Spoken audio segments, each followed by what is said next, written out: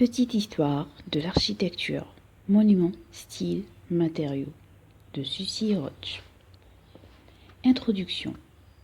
Frank Gehry a dit « L'architecture devrait parler de son temps et de son lieu, mais aspirer à l'intemporalité. » Conçue initialement pour protéger les hommes des éléments, l'architecture a évolué au cours de l'histoire afin de répondre aux besoins des usagers. Des premières habitations autour d'acier et de verre actuels, l'environnement bâti reflète l'effort et l'accomplissement humain. Dans les réalisations les plus extraordinaires s'équilibrent forme, fonction, structure et esthétique. À l'origine, les constructions servaient d'abri, mais bientôt, d'autres plus élaborées furent érigées pour les rituels religieux. Certaines existent encore. Les premiers édifices monumentaux que nous connaissons sont l'œuvre d'anciennes civilisations telles que les ziggourats, c'est-à-dire temples en briques de la Mésopotamie, et les mastabas, tombeaux de l'Égypte. Les Mésopotamiens, précurseurs en matière d'urbanisme, considéraient l'art de la construction comme un don accordé par les dieux. L'architecture poursuit son évolution et vers 30-15 avant Jésus-Christ, Vitruve, architecte et ingénieur romain, écrivit De Architectura, le premier traité sur l'architecture durant plus d'un millénaire. Il influença les architectes occidentaux. Les besoins humains inspirent toujours des solutions constructives innovantes et ce livre présente de remarquables réalisations des 4 derniers millénaires. Grâce à des références croisées, cette histoire architecturale est retracée, illustrée par des chefs-d'œuvre présentant les styles, matériaux et éléments architecturaux du monde entier. Les styles. Frank Lloyd Wright a dit « L'architecture est la mère de tous les arts. Sans une architecture, bien à nous, notre communauté n'a pas d'âme. » Selon les époques, les styles ont évolué, avec des caractéristiques identifiables, en fonction de divers facteurs, technologie, matériaux disponibles, imagination des architectes, etc. Avec les changements culturels, ils ont fusionné ou se sont inspirés les uns les autres, comme dans les civilisations grecques et romaines de l'Antiquité, où se sont inscrits aux antipodes des idées précédentes, par exemple la réaction postmoderniste contre le modernisme.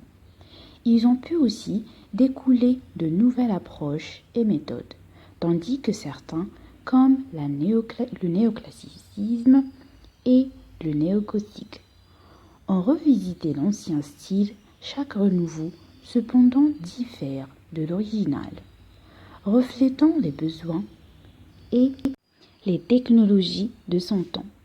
Des styles en spécifique à certaines régions, comme l'architecture khmère ou l'école de Chicago. Bon nombre ont évolué à la suite d'innovations architecturales majeures. D'autres ont découlé de voyages et des échanges culturels en résultant par exemple la Renaissance. D'autres encore ont été baptisés dès leur création, comme le brutalisme. En général, même en ayant des points communs, ces styles jalonnent l'histoire de l'architecture en la clarifiant. Cette partie traite des plus marquants aussi chronologiquement que possible. Les monuments. Alvar Aalto a dit « Le but ultime de l'architecture est de créer un paradis. Chaque maison, chaque produit de l'architecture devrait être le fruit de nos efforts pour construire un paradis terrestre pour chacun. » À partir du besoin humain de s'abriter et de se mettre en sécurité, l'architecture qui, au croissant entre l'art et de la science, évolue au gré de l'essor des religions, des ressources et des compétences disponibles. Les civilisations ont mis à profit connaissances et expériences afin de servir l'architecture. 50 œuvres architecturales mondiales marquantes sont présentées dans cette partie, dont certaines très admirées, et bon nombre résultant d'idées, de matériaux, de formes ou de technologies innovantes. Les premiers architectes obtinrent des résultats par tâtonnement. Au fil du temps, théorie et détails pratiques échecs et réussites ont informé leurs successeurs et permis à l'architecture de se développer sous de multiples formes et de manière audacieuse.